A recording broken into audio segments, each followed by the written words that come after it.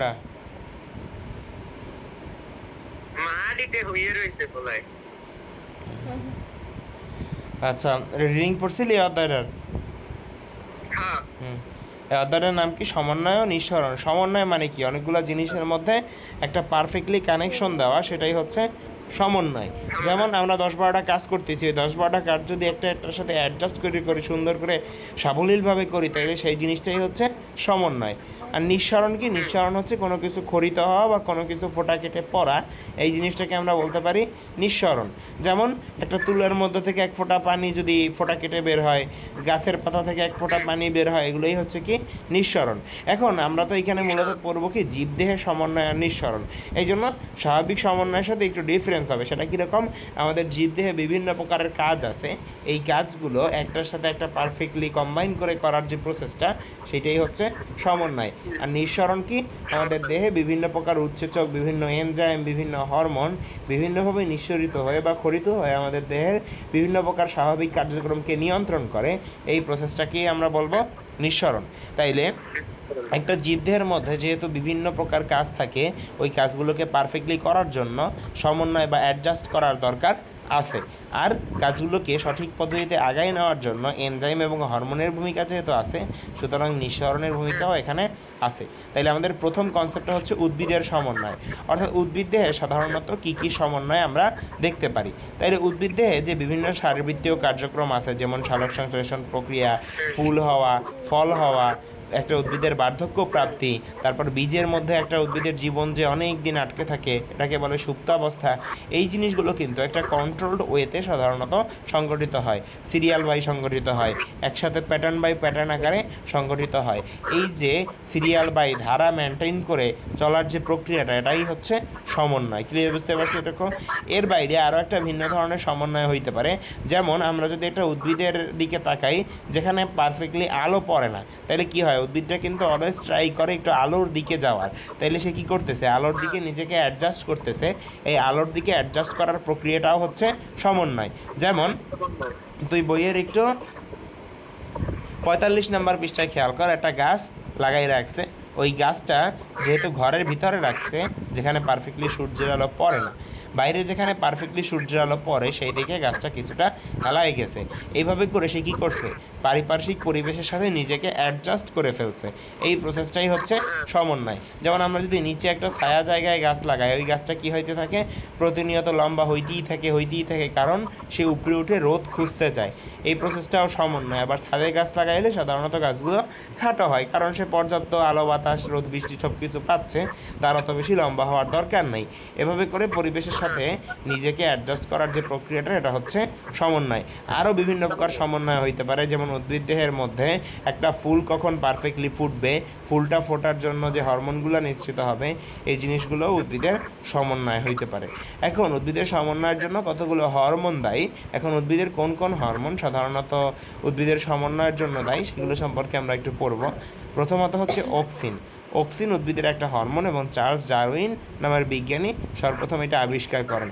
এই অক্সিনের ফলে সাধারণত কি হয়? শাখা কলমে মূল গজায়, অর্থাৎ একটা জায়গা যেখানে পারফেক্টলি শিকড় ছিল না, ওই জায়গায় নতুন করে শিকড় তৈরি হয়। ফল যাতে অকালে ঝরে না পড়তে পারে, এই জিনিসটা রোধ হয়। আর জিববেরেলিন নামে আর একটা উদ্ভিদের এনজাইম, এটা সাধারণত চারা গাছ এবং বীজপত্রের বর্ধিষ্ণু অঞ্চলে দেখা যায়। বর্ধিষ্ণু অঞ্চল বলতে সাধারণত কি বোঝায়? যে অঞ্চলটা বড় হয় ক্রমান্বয়ে, এই জিনিসটাই হচ্ছে বর্ধিষ্ণু অঞ্চল। আর এই বর্ধিষ্ণু অঞ্চলে সাধারণত কি হয়? পর্ব মধ্যগুলো মানে পাতার মধ্যকার যে জায়গাটুকু গাছের, এই অঞ্চলটার দৈর্ঘ্য আস্তে আস্তে বৃদ্ধি পায়। অর্থাৎ জিবরেলিনের প্রভাবে মূলত খাটো উদ্ভিদগুলো আস্তে আস্তে লম্বা হইতে থাকে। আর ইথিলিনের কাজ হচ্ছে, ইথিলিন আর একটা হরমোন, যেটা একটা গ্যাসীয় টাইপের হরমোন, এটার কাজ হচ্ছে ফল পাকাতে সাহায্য করা। অর্থাৎ ফলের মধ্যে একটা পাকা ভাব নিয়ে আসা, সুক্রোজ তৈরি করা, ফলটাকে মিষ্টি হিসেবে পরিচিত করা, এই জিনিসটাই হচ্ছে মূলত ইথিলিনের কাজ। ফল পাকায়। আর হচ্ছে চলন। চলন কি? উদ্ভিদ নিজে তো আসলে ডাইরেক্টলি চলতে পারে না, হাঁটাচলা করতে পারে না, তবে উদ্ভিদের কিছু ইনডাইরেক্ট চলন হয়। যেমন আমরা একটু আগে ছবির মধ্যে দেখছিলাম যে একটা গাছ আলোর দিকে বাঁকায় গেছে, সে আলোর দিকে উঠে হাঁটা দিতে না পারলেও আলোর দিকে একটু বাঁকাইতে পারে। এই যে সামান্য বাঁকানোর প্রসেসটা, এটা কি আমরা উদ্ভিদের চলন বলতে পারি। এই চলনটা সাধারণত হয় বিভিন্ন প্রকার এনজাইমের কারণে, বিভিন্ন প্রকার হরমোনের কারণে, শুধুমাত্র একটা স্পেসিফিক এনজাইম বা হরমোনের কারণে এটা ঘটে না। তাহলে এই জিনিসগুলোর প্রভাবে উদ্ভিদের যে বিভিন্ন প্রকার সমন্বয় হয় এইটা আমরা জানলাম। এখন নিচে আমরা একটা এক্সপেরিমেন্ট করব। এক্সপেরিমেন্টটা কীরকম? যে আমরা একটা ছিদ্রযুক্ত কর্ক নিয়ে তার মধ্যে ভালোভাবে পানির মধ্যে একটা গাছ চুবাই রাখবো কিছুদিনের জন্য, এবং সেটাকে একটা আলোক উৎসের জানলার পাশে রেখে দিব। তাইলে আমরা দেখতে পাবো কি যে গাছটা আস্তে আস্তে আলোর দিকে আগায় গেছে। এটা কি মিন করে? যে আলোর প্রয়োজন আছে গাছের, সেই জন্য সে আলোর দিকে আগায় গেছে। ক্লিয়ার? বুঝতে পারছি এটুকু? আর প্রমাণ করে যে উদ্ভিদের দেহেও চাইলে হালকা কিছু পরিমাণ চলন হওয়াটাও সম্ভব। ক্লিয়ার এটুকু? এরপরে হচ্ছে আমাদের বলছে কি স্নায়ুতন্ত্র, অর্থাৎ মানব স্নায়ুতন্ত্রের মাধ্যমে সাধারণত কিভাবে সমন্বয় বা নিঃসরণ হয়ে থাকে। মানব স্নায়ুতন্ত্র হচ্ছে সমন্বয়ের সবচাইতে পারফেক্ট উদাহরণ। কারণ কি? আমরা যদি একটু উদাহরণ হিসেবে চিন্তা করি, আমাদের হাতে একটা মশা এসে বসলে কি করি আমরা? সেই মশাটার সাথে দ্রুত অ্যাডজাস্ট করার জন্য আমাদের অজান্তেই কিন্তু হাতটা সরাই ফেলি, মশাটার একটা থাপড় দিই। তাহলে এই প্রসেসটাই হচ্ছে সমন্বয়ের একটা পারফেক্ট উদাহরণ। যেমন আমাদের পরিবেশে গরম লাগলে আমরা কি করি? আমরা ফ্যান চালাই দিই, অ্যাডজাস্ট করার চেষ্টা করি। এই জিনিসগুলোই হচ্ছে সমন্বয়। আর এই সমন্বয়টা মানব স্নায়ুতন্ত্র সবচাইতে ভালোভাবে করতে পারে, কারণ আমাদের আনন্দের পরিস্থিতি আসলে আমরা আনন্দটাকে অনুভব করতে পারি, দুঃখের পরিস্থিতি আসলে দুঃখকে অনুভব করতে পারি, বিভিন্ন প্রকার ইমোশন অনুযায়ী কাজ করতে পারি আমরা। তাছাড়া আমাদের বিপদ, সুযোগ, এই সমস্ত বাস্তবতা বুঝে আমরা যে ডিসিশন নিতে পারি, এটাই হচ্ছে সমন্বয়, যেটা আমরা ইংরেজিতে বলতে পারি যে অ্যাডজাস্ট করা বা মানায় নেওয়া, পরিবেশের সাথে মানায় নেওয়া। যেমন এক জায়গায় আগুন লাগছে, ওই জায়গা থেকে আমাদের ব্রেইন আমাদেরকে সিগন্যাল দেয় যে দূরে চলে যাইতে হবে। তারপর হচ্ছে আমাদের হাতে একটা পিন ফুটলে আমাদের ব্রেইন দ্রুত সিগন্যাল দেয় আমাদেরকে যে হাতটা সরাই নিতে হবে। যখন আমরা কোনো কিছুতে হেরে যাই, তখন আমাদের ব্রেন হয় আমাদেরকে ডিপ্রেশনে যাওয়ার সিগন্যাল দেয়, বা আমাদেরকে আরও বেশি কঠোর পরিশ্রমী হওয়ার সিগন্যাল দেয়। এই যে সিগন্যালগুলো, এগুলোই হচ্ছে সমন্বয় বা অ্যাডজাস্টিং। ক্লিয়ার এটুকু?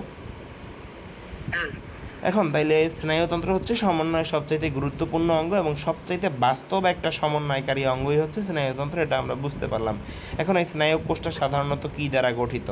উদ্ভিদের যেরকম দেহের মধ্যে কোষ আছে, প্রাণীর যেরকম দেহের মধ্যে কোষ আছে, ঠিক তেমনি স্নায়ুর কোষ আছে।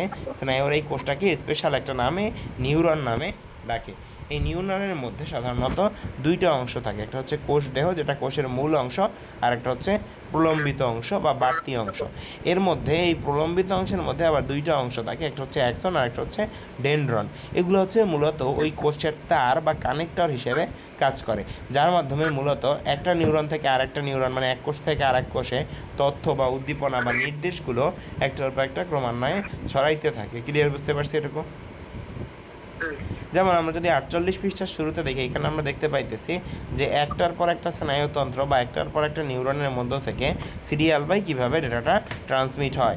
অর্থাৎ আমাদের চোখ, কান, নাক, জিহ্বা, ত্বক, এই সমস্ত জায়গা থেকে আমরা যে ডেটাটা কালেক্ট করি, ওই ডেটাটা নিউরনের মাধ্যমে আমাদের ব্রেইনে পৌঁছায়, অ্যান্ড দেন ব্রেন সেই অনুযায়ী আমাদেরকে একটা বাস্তব ডিসিশন দিয়ে থাকে। ক্লিয়ার? বুঝতে পারছি এটাকে?